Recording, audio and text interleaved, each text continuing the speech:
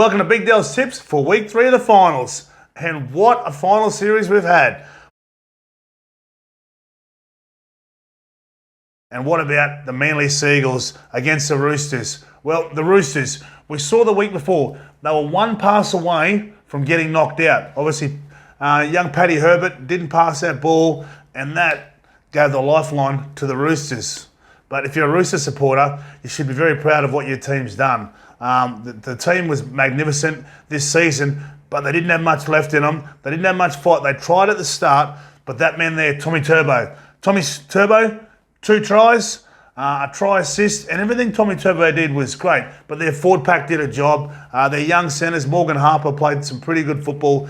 Jason Saab, what a season he's had. He has come from nowhere and had a wonderful season. We knew he had some potential, Ruben Garrick, but once again, Manly, 42-6. My mate Ryan Girdler on Triple M this week said that Manly were flat track bullies. Well, next game we'll see what they can do because they're up against a pretty tough South side. So well done to the Roosters. Josh Morris, mate, wonderful effort, Josh Morris. Wonderful career. He goes out in retirement. He had a really solid game, but wasn't good enough. Joey Hargraves tried to stand up, but Manly Seagulls, 42-6, way too good. DCE, that captain, he stood up too. So on the back of their forward pack playing well done to Manly. And then we go to Saturday night. Well, I call this game, and look, I think we're not all surprised that Penrith won, but Eels had their chances. There was a couple of stoppages in that game where the fans didn't like it. Wonga Blake, he scored the first try. There's a really nice kick from Mitchell Moses. The right-hand side, Mitchell Moses boots it. It swings away. Dylan Edwards' first game back. He leaves it. It bounces up. Wonga Blake gets it. He scores. But once again, you never discount the Panthers. They got some really good players. They bring Kikau on after 20 minutes. Kikau was trying really hard to do his best there. But the Panthers, the Panther power, they were just too good. They got back to 6-all, but just before halftime, there was a penalty there. Young Will Smith hits one of the Penrith players on the chest. It bounces up, gets him in the face. There's a penalty. Nathan Cleary slots the goal. That's 8-6. And you know what that is? That's it. That's where the Panthers win the game. It was one there. But I've got to say, the Parramatta Eels had their chances at different stage. I know people are saying, oh, the ref didn't do a good job. Panthers got a bit of a leg up. But at the end of the day, the Eels didn't have the killer blow. I feel sorry for them because young Ray Stone is not a natural hooker. He had a couple of fumbles there, was unlucky on one call where he threw it sideways a little bit, and then the referee just called knock on and they couldn't review it. So I know the Eels fans think they were done a little bit, but the Panthers, they lived to fight another day. The Panthers home, 8-6, and that was week 2 of the finals.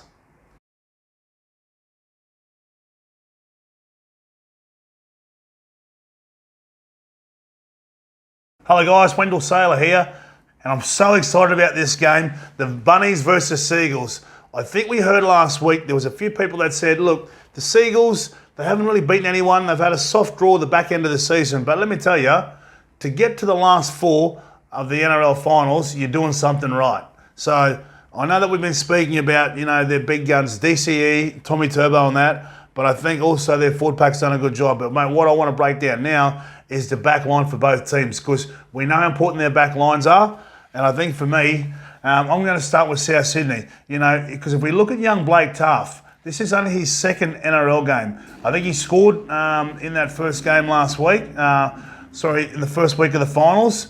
But also, he dropped the ball early. But what I like about this young man is he's just so confident. They know he can play fullback, he can play in the halves. He's a good utility, and I've heard a lot of good things about him for a long period of time. I was really impressed to see the way that he dusted himself off after that early mistake against Penrith in that first game, because those kicks, they're not easy to take off Nathan Cleary. But then, when you have a look at it, you wonder, okay, what's he going to do on that back line? Because when he looks up, he's got this guy coming at him. This guy is going to win the Dally M. I think it's announced next week. Tommy Turbo.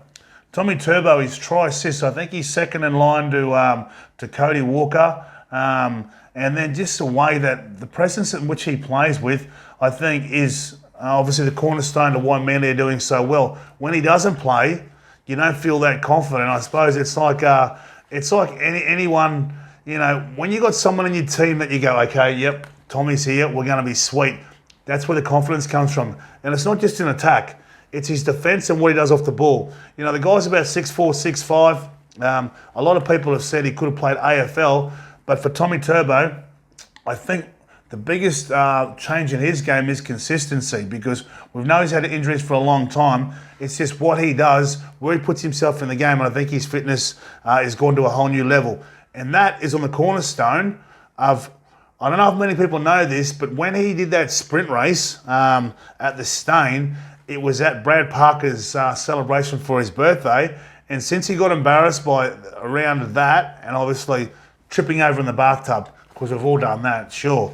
So he tripped over in the bathtub, and then he hasn't drunk all season. So Tommy Turbo, that's been the secret to his football this season. It's not just the confidence of his teammates around him, but playing good football. So they got their hands full this week. We know South. So the secret there is to kick away from Turbo. Kick it to your wingers. Obviously, you've got Jason Saab there and Ruben Garrick, who are two handy young wingers. So when I have a look at the wings, Alex Johnston, he's leading the try scoring. I think he needs one more try to get the record for the South's leading try scorer. It might have been Nathan Merritt or someone like that who's got the record. So Alex Johnston will do a good job there. He's such a good finisher, Alex Johnston. That's why they toyed about playing him at fullback, but he doesn't have the same presence playing at fullback. On the wing, he's a world-class finisher, and that's where I play Alex Johnston. He's a player that I think over the last couple of years could have easily played Origin football, but they haven't selected him there. And he's up against Jason Saab. These two young blokes, more so Saab is a young bloke now. Alex Johnston's more a veteran of the NRL. But Jason Saab, we saw last week, when he gets the ball in open space, no one's going to stop him. He knows how to beat players now. He's very good in the air, and that's something that that they will use to their strength here, because Manly now, Saab is 6'6", so expect a few cross kicks to go to him. And if you have a look at the centres now, Brad Parker and Morgan Harper, mate, very underrated centres. I think in the game at the moment, these are two centres. When you go Harper and Parker, they're not like Oldham and Smith. You don't instantly think like Gagai and Graham. You don't think like these guys, but they've done such a wonderful job, because the more you underestimate these guys, the more tricks that they got to their trade, and that's what I like about Harper. Harper last week, he's beating players. He doesn't look like your typical footballer. I love his little soul glow hair. He gets the job done. He's so confident the way that he plays his football game, and that complements Brad Parker. But Dane Gagai, he's the guy that's got to stand up here for South. If they're going to put them to pay, Dane Gagai's got to show why he's won a Wally Lewis medal. And also Campbell Graham has obviously been in that Origin mix with Freddie. So Freddie obviously thinks he's going to be in that 17 at some stage soon. So he's been on the cusp of Origin for a long time. So they've probably got the edge there in the centres. On the wings, they'll cancel themselves out a little bit. Ruben Garrick, mate, this kid has been phenomenal. Just the points that he scored this year from the wing, whether it's kicking goals, whether it's scoring tries, whether it's just chasing off the ball. He's a very confident young player now, and he's taken his game to a new level on the back of those players in and around him. They've worked so well as a unit together, and I think sometimes what's helped Ruben Garrick is he's gone to fullback. So when Tommy Turbo's been injured, they stick Ruben back there, because he's played a lot of fullback around the Dragons for the 20s, a bit of reserve grade at fullback, but obviously now he's the total package. So now he's confident what he's doing. But this is where I get excited. This is why we watch football. When you watch football, mate, I think it's like chess. They say rugby league and that is like chess. Mate, you got to have those blokes who know how to get you around the field. Well, these four guys, this is what it's going to depend on. These two forward packs are very powerful. They're very strong with what they do, and they're very aggressive. But Cody Walker up against Kieran Foran and Adam Reynolds versus Cherry Evans. Well, look, this is a tough one here, because what Cody Walker is so good at is obviously playing off the cuff. His try assists, I think he's leading. I think it's an unbelievable stat, that Cody Walker leads with. But just he doesn't even know what he's doing sometimes, Cody Walker. He just plays what he sees. We talk about eyes up football, and that's what Cody Walker brings to his team. I think he's been close to the 5'8" of the year, just in front of Cameron Munster. Kieran Foran has wound back the clock. He started to play the really good football that he played like years ago. You know, he's been injured. He's been to a couple of clubs. Everyone's going, Kieran Foran, you know, he probably should move on a little bit. But Foz, he's turned back the clock and he's complimented Daly Cherry Evans this year. They're playing some really good football. They're playing up tempo. They're playing with a really good pace. But also DCE controls that kicking game. He's got one of the best kicking games in the game, whether it's a short kicking game, whether it's a cross kick, or whether it's those bombs. He hits those spirals quite well. But then we talk about Adam Reynolds. We go over to Adam Reynolds. What does Adam Reynolds do? Adam Reynolds, he's the marshal. He's the reason why the Broncos, you know, bought him for three to 4 years, because he'll not only finish his career out there, but he'll also go on the coaching staff. Adam Reynolds is an expert on just getting the team around. With this big forward pack that South have got, they're a mobile forward pack, they're a powerful forward pack, but what you need is someone like Adam Reynolds. So what he'll do, Reynolds, he'll look to speed up the game. Sometimes he'll slow the game down. If you need a 40-20, Adam Reynolds is your guy. So, you know, I reckon for me, the Bunnies have just got the edge in the back line, just because I think with Reynolds and Walker there, what they can do, I'm going to tip that back line. They're just in front there, because Tommy Turbo at the back, he's going to be the Dally M, you know, player of the year. But geez, this is going to be one spicy game. Oh, this is what we wait for. We wait for the forward packs to come together. Every season you talk about the final series, and you know what? We know you can have your Cody Walkers, you can have your Travojevic, you can have your Cameron Munsters and Josh Addo-Carrs, but this is where it's won and lost. Your forward pack sets the standard. We saw last week the Roosters, they couldn't go with Manly's forward pack, even though we give Tom Travojevic a rap, you know. We looked at the Panthers, mate, they held them together through the middle. Parramatta came at them. Parramatta threw everything at them in the middle, but the Panthers forward pack held tough. Well, I look at these forward packs now. Mark Nicholas, he's been wonderful this season. I think he's captained the club once this season. He's taken his game to a new level. Once again, that's the Wayne Bennett factor. Wayne Bennett would have grabbed him and said, hey, mate, listen, if we're going to play grand final football, we need you to lead from the front. And that's what he's done. Wayne Bennett, he gives the underdogs, he gives you confidence. And what I mean by underdogs, the players that you don't think are like the Burgesses or the Sewers or the Cam Murrays, the lesser likes, he just says to them, he gets in there and goes, hey mate, listen, I know what you can do. I need you to show the boys and lead the way. So Mark Nicholas has been around for a while. He's playing some really good football. So he's up against a guy called Josh Alloway. And mate, Josh Alloway is a good young footballer. So these two, it'll be interesting to see these two go at each other. But then I look at the hookers. Damien Cook into, oh yes, Lachlan Croker. Lachlan Croker, let's be honest, Manly have done really well here because they haven't got a regular number 9 there. They've got utilities or halves that they've converted into hookers, and Lachlan Croker's done a really good job here. I saw him start his career at Canberra, did a really good job. Wasn't the most, I suppose, exciting debut, and I think he might have got injured in his debut as well. And I think it might have been against Manly, to be quite honest. So Lachlan Croker up against Damien Cook. That's right, the New South Wales hooker, the Australian hooker, Damien Cook. Damien Cook plays his best football when he gets fast ball. If you don't get those hard yards up the middle, you don't earn those yards, you're playing with the back foot. Damien Cook, you negate what he does in a game. So once you play up tempo, he gets out fast, he puts his little kicks in, puts his little passes in, and also he gives you energy, and then he gets a quick play of the ball. And that helps their back row. Look at this back row. Colin Matangi and Jaden Sewer and Cam Murray. Those three, mate, they all offer something different there. Obviously, big Keno Colin Matangi, he's such a skillful young player, but he's an absolute beast. He looks like a beast, and he plays like a beast. I think I saw a picture in the paper a couple of weeks ago when they beat the Panthers, and he was like that. He's just such a strong young Polynesian boy, and he just wants to play football. He loves winning. He loves getting amongst it. And unlike me, he likes pain. He likes dishing it out. And I don't think he minds taking a bit of pain as well. But Jaden Searle, we know how aggressive he is. And what he does is he's such a tough defender on that edge there. He sets that standard for you as well. So once they work together, they're very hard to beat. But Jaden Searle, I think his turn in his career has come when Wayne Bennett dropped him this year. I think he was picked for Queensland, and then Wayne Bennett still dropped him to reserve grade. So he learned a bit about that. I read a bit of an article about that, said, you know, he was missing some tackles, he was going for some big shots, and then he was being a bit lazy. And that's what Wayne Bennett does. Wayne Bennett gets the best out on you. And now look at Jaden Searle now. He's heading to the Dragons for the next couple of years. I'm sure he'll do a good job. But this guy here, I reckon this guy is close to the most important player on the field for South Sydney, Cam Murray. Because what he does, mate, he gets the fast play the balls.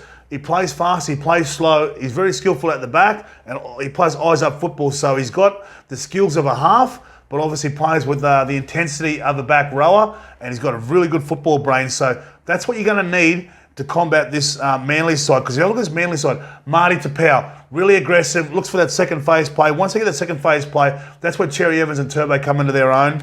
But also Schuster, very skillful, and Jake Trbojevic. Jake Trbojevic and Cam Murray, two of the best 13s the game's seen for a long time. So those two will cancel each other out. They're both very good defenders, but they're both also the gauge for their team. So the line speed, it usually starts from the 9, your 9s and your 13s. But those two there, they'll hardly get any rest, but most of the game you'll be looking to them. And when the chips are down, their teammates will be looking and saying, what's Cam doing? What's Jake doing? So, they're the players that you want to be following out there, and that's where you get a good gauge of the game. But then we go to the interchange bench.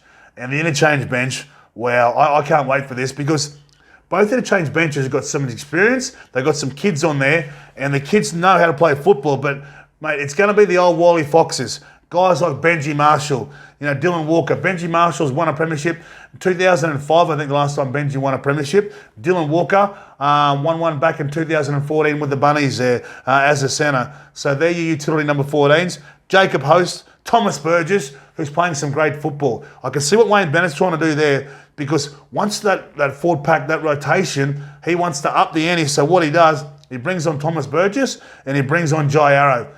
Jai Arrow is a wonderful player. He's shown some real aggression this season. I know Jai Arrow doesn't like playing off the bench, but whatever's better for the team, and Wayne Bennett has used him the right way. And then I look at the Manly bench, Lawton, Kepi, and Paseka. Paseka's a big man. Paseka's learning now how to play as an NRL forward week in, week out. He's got a big future, this kid, but this is going to be a good test for him. So if you have a look at that, they're two very good sides, and I'm leaning towards the Bunnies forward pack, just. So the Bunnies back line, the Bunnies forward pack, and then also, if you have a look at the bench, I still think the Bunnies just. There's not much between these two teams, but the Bunnies just edge out in all three departments. Oh, yes, and I know you punters, I know you're very confident and you've done well over the final series, but my man here, Dave Middleton, has given me a few stats. Have a listen to this. So the RABBITOHS have won 5 of their past 6 games against the Seagulls. So have a think about that. So the Seagulls in the back of their mind, they know they've got to start well, but they know when it comes down to the 80th minute, they go, okay, we haven't got a great record against these guys. We need to go to another level. So the Bunnies should be very confident. The Seagulls, Tommy Trbojevic, he needs 1 try to break Phil Blake's club record. That's unbelievable. Phil Blake was an absolute legend of the club. Also, speaking about records, that man, Adam Reynolds, he needs 10 points to break the club's record for the most points in a season. What a wonderful season. What a wonderful club man Adam Reynolds has been, and a wonderful captain. Well done to you, Reno. Manly, if they win this, it'll be Des Hasler's 250 win as an NRL coach. So there's a lot of good stats. There's a lot of things riding on this for both teams. So that's a wonderful effort by Desi. They call him the mad scientist for some reason, probably because of his crazy hair. And what about this? My man there, Alex Johnston, he requires 2 more tries to equal the club's try-scoring record for the season. So once again, Dave Middleton, you keep on delivering, mate, and that's why we love you. So speaking about delivering, so here's the prices for this game. Mate, you can't split them by too much. Obviously, winning form is good form. We know that Manly attacks so well, so the punters and the bookies like Manly's try-scoring form, but also South's defensive form, and we know they can score tries as well. So South Sydney are $1.77, Manly are $2.05. I think this is going to be an absolute close game. Where I'd lean towards is the Bunnies giving the minus 1.5 start for $1.90. But for me, I know it's going to be a close game. It can go either way. I'm going to go with South Sydney to win 1-12. South 1-12 for $3. I know that Manly haven't beaten too many big guns. This is a big test for them. So if they can beat South, mate, they got a date with destiny, the grand final. So South for me, I think the Bunnies can get home in this one.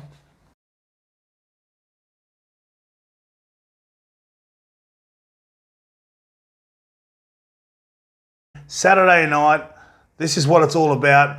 The Storm, the Premiers, the Panthers. We know what happened last year. The Panthers, they went most of the season without being beaten, and they stumbled at the final hurdle. And you know what that means? That you never forget. So it'll be a long off season by the Panthers, and I think some of their players have spoken about it. It's something that burns inside you, that you want to get back, and you want to sort of, you can't take revenge for what happened last year, but it certainly helps just trying to take Melbourne out of the equation now, because people expect Melbourne just to win this game. So if we have a look at the fullbacks here, you look at Ryan Papenhuyzen. He got injured magic round, missed most of the season. Obviously, the last 4 or 5 rounds, he started to come back off the bench, played a couple of games, and people go, oh, just Pap, he's just not there. The confidence is not there. Well, you know what? It mightn't have been there, but the last couple of games, he started to get back to where he should be. Obviously, running over 200 metres, scoring tries, setting tries up, just putting his body on the line, and that's what Ryan Papenhuyzen's used to doing. But we look at a guy like Dylan Edwards. So he's going up against Dylan Edwards. He came back last week. Unfortunately for him, the torp that he didn't catch, it was one of those ones. Can I tell you, as a winger or a fullback in a game, you don't want like a Mitchell Moses kick just going up, and as it's coming back down, it's swinging away from you, and then he pulls his hands away, it bounces up, Wonga Blake takes the ball. That's not a kick you want early in the game. So Dylan Edwards, mate, he's great under a high ball. I think I've only ever seen him have one bad game under a high ball, and I think that was out at the country somewhere, out at Mudgee or Bathurst or somewhere. He had a terrible night that night. He couldn't catch a cold, and we've all had those nights. Trust me, even I've had those nights. So Dylan Edwards, what he brings energy. He brings confidence to a team back there. Doesn't make too many mistakes. He's such a fit fullback. And I think he's one of the fittest players in and around rugby league, but also he's a gauge for where they want to be in their back line. He never stops talking. He does the 1%ers. I think he did a tackle last week there where I don't know whether it was Clint Gutherson in the corner. You'd think Gutho was in, and then all of a sudden, Dylan Edwards, he gets there. That's what he does. You don't think he's going to get there, but he gets there. Obviously, two completely different fullbacks there. Papenhuyzen, speed, leaves nothing in the tank. But Dylan Edwards is just the all-rounder who gets the job done. So for me, Pap's obviously got the edge there, but Dylan Edwards is a very handy fullback. Look at their wingers here. George Jennings, we know he's a really good player. He just goes about his job. I think he's gotten better since he's got to Melbourne, as you would. But the return of one of my favourite wingers, Josh Addo-Carr. They call him the Fox. You know why they call him the Fox? Because that's what they call him. He's fast. He's like a fox. He can do whatever he wants to. And this is his last season at the Melbourne Storm, so he'll want to go out in the big stage. He'll want to get them to the grand final. He missed last week through a hamstring injury, obviously, and then Lumi came in, did a really good job. Lumi, he falls out of the 17 now. So it's nice when you get a player like Josh Addo-Carr, because what Josh Addo-Carr brings, he brings not only his power, but obviously his skill. He plays off the cuff, but he plays with energy. And I think he got in trouble for having too much energy as a ball boy a couple of weeks ago. They banned him from being the ball boy because he was a bit too chirpy. That's what some wingers can do. So Josh Addo-Carr, he complements Justin Olam so well. And Justin Olam and Remus Smith, two very good centres.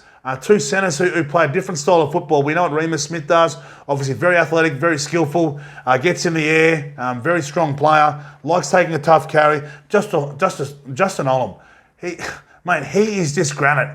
I don't know how he isn't in the conversation for one of the best centres in the game. The Dell EM centres were announced the other night, and he's not even in the top 3. Well, I'm not sure who's picking that, but Blind Freddie could pick Justin Olam in that top 3. I think he's nearly been the best centre of the competition this year. Consistently, what he does in attack, what he does in defence, also his passing. The first month of the competition, we all know. I think it was against Parramatta. He sort of bombed it there, also against Penrith, but he's learned, he's evolved. And that's what Craig Bellamy does. He helps you evolve as a player, a bit like Wayne Bennett with his players. So that's a nice little edge, I think, for the Melbourne Storm, because they're going up against Momorowski, who's a very skillful player, who does a lot of good things, but I think he lets himself down a little bit by not finishing off. When he makes a break, he tries to go for the big play. We saw it last week.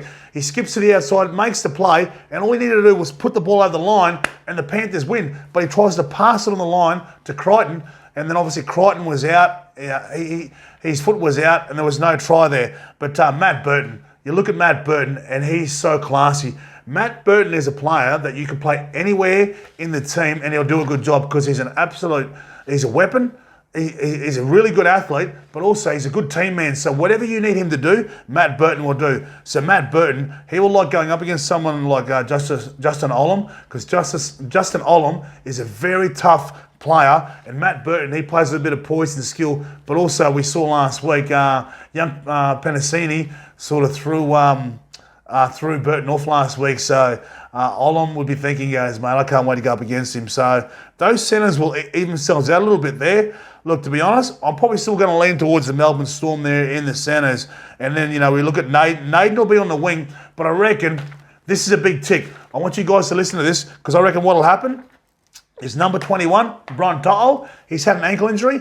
I reckon he'll come in. Brent Naden had a really good game last week, did everything asked of him, but I think the Panthers miss his tough carries.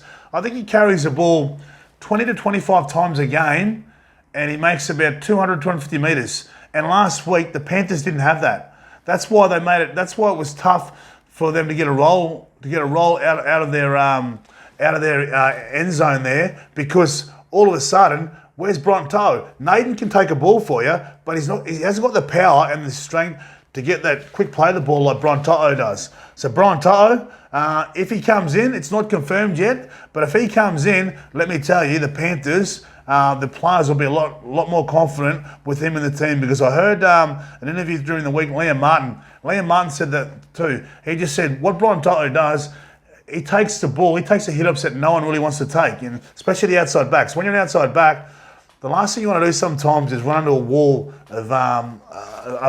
of defenders, especially from the Melbourne Storm. When you're looking at Kafusi, Bromwich, Finucane, Walsh, Smith, all these guys are the biggest hitters in the game. They're all granite, and they all hunt in a pack. So that's going to be the hardest thing, but this is what the Panthers are going to have to do if they want to win this game. So I'm looking at that, but this is what I love. Once again, like the first final, it's going to come down to the halves again, how they control the game.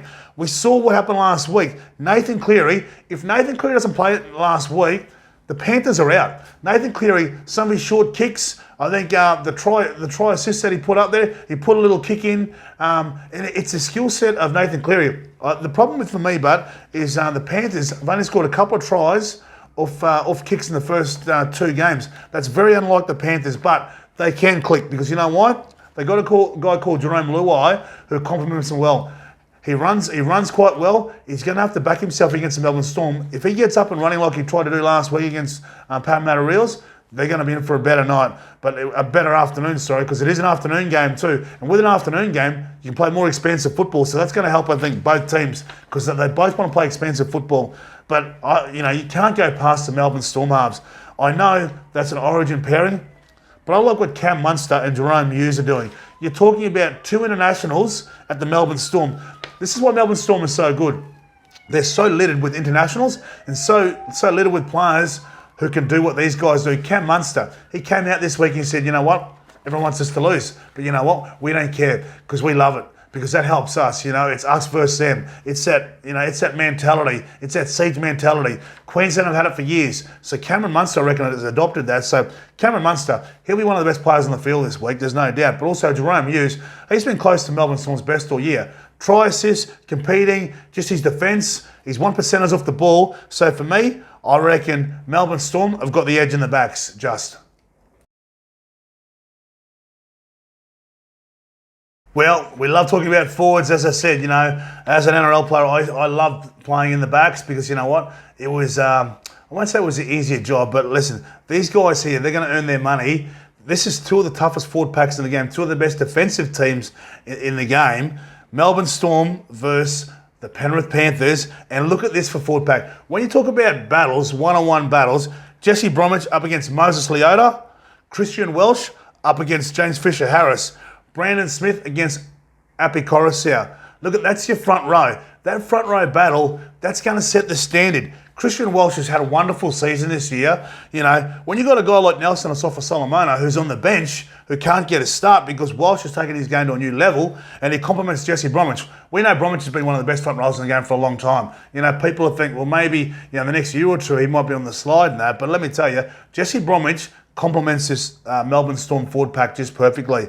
He leads in the front, doesn't overplay his hand, doesn't make too many mistakes, and you know, he's their go-to man. But Christian Welch now, he's been an unsung hero of this Melbourne Storm team. And what I do like is he come out and he said, we're going to target Nathan Cleary. I'm going to put pressure on Nathan Cleary, so Nathan Cleary is going to have to watch himself. And I think I saw him do it a couple of times this year, and he got injured, I think, in Origin as well, trying to come out and get after Nathan Cleary. You can't let Nathan Cleary have it his own way. If you let Nathan Cleary dictate the game, well, you're going to be in the back foot all game. So the pressure coming from the inside of your front rowers certainly helps. And Christian Welch, he's got that athleticism that does it.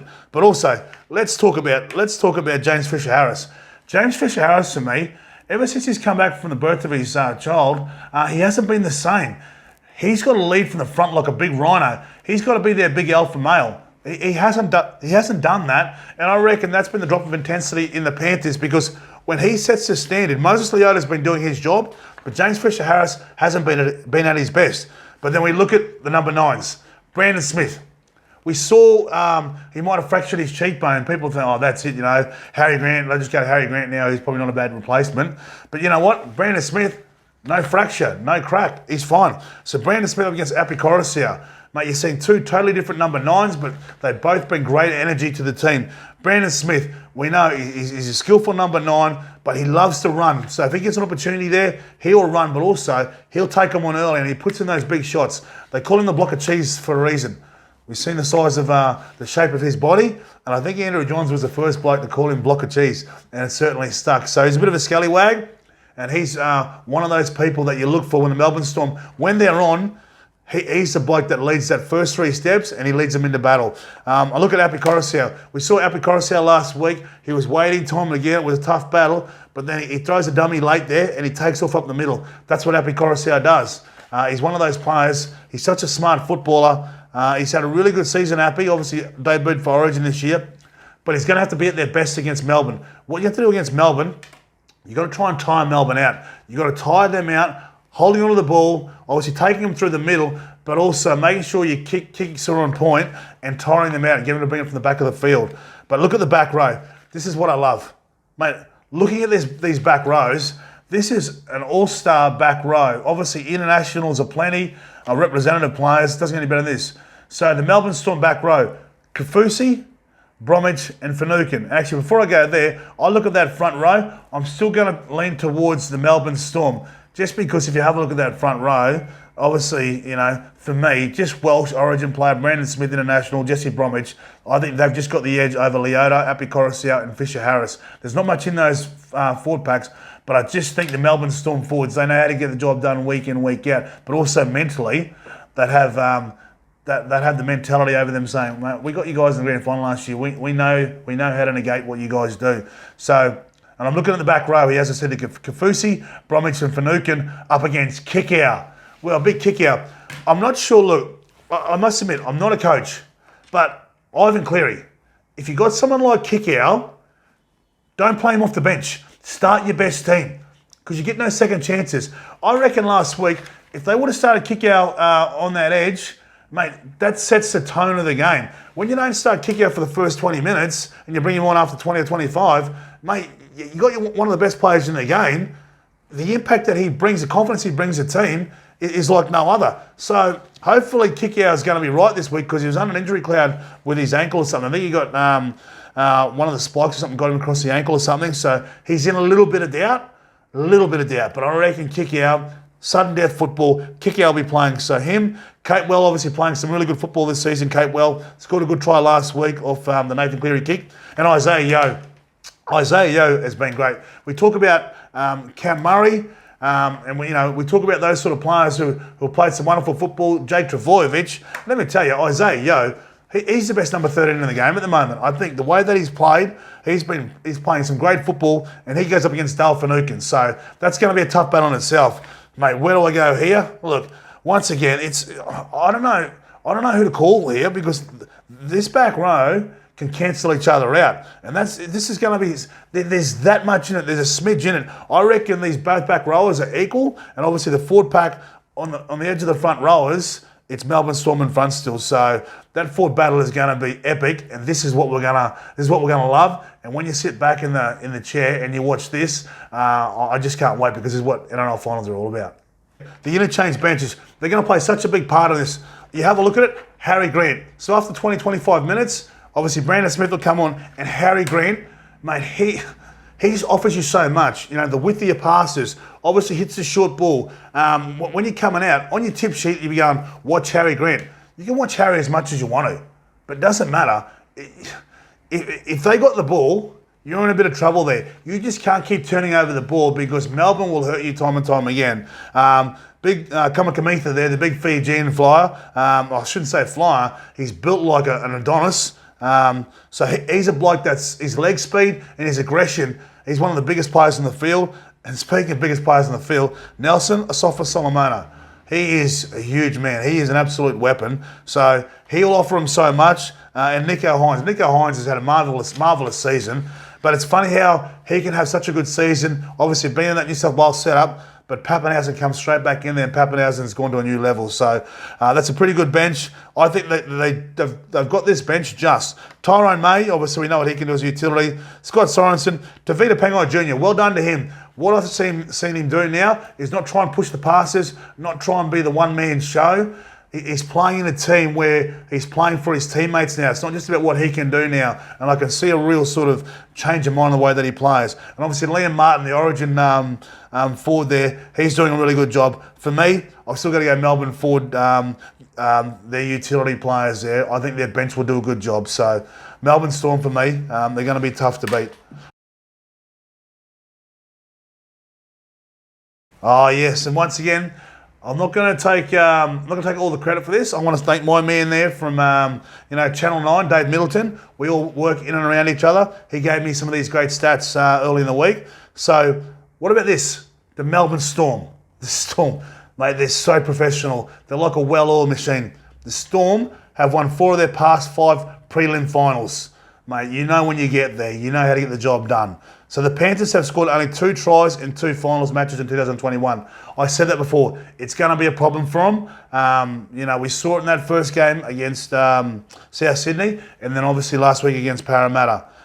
What about this? Storm winger, my man, Josh Adokar requires 1 try for the club's record for the most tries in a season. Well, the Fox. And we've seen he's missed a couple of games this season, the Fox, so he's had a sensational season. He'll be remembered as one of the greats of Melbourne Storm, no doubt, and can finish. What about this for a stat? Panthers halfback Nathan Cleary and hooker Api Coruscant will play the Storm for the first time in 2021. Wow, that's certainly going to help the Panthers, but also Melbourne have to be on their game there because when they combine together, they're very hard to stop.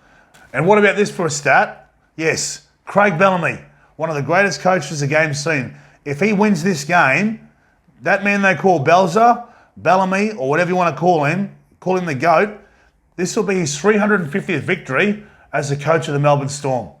Well done to you, Craig Bellamy, if you get this, and I think you're a big chance. Yeah, the Melbourne Storm. Well, having said all that, this is where we're going to go.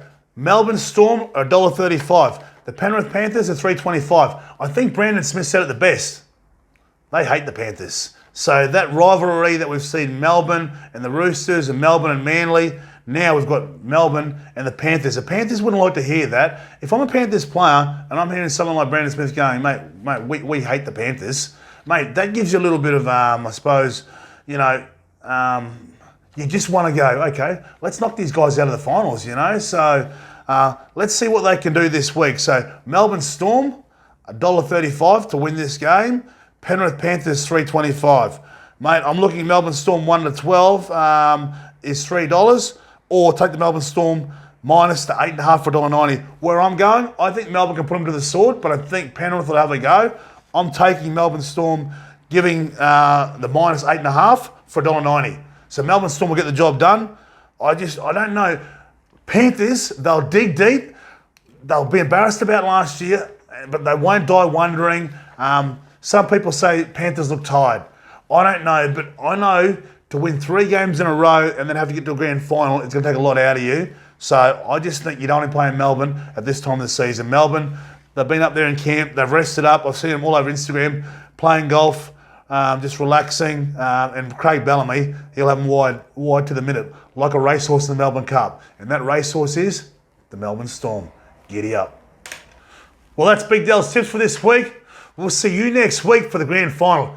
And you know I love grand final week. I love you guys, I love rugby league, and I love this time of the year. Giddy up.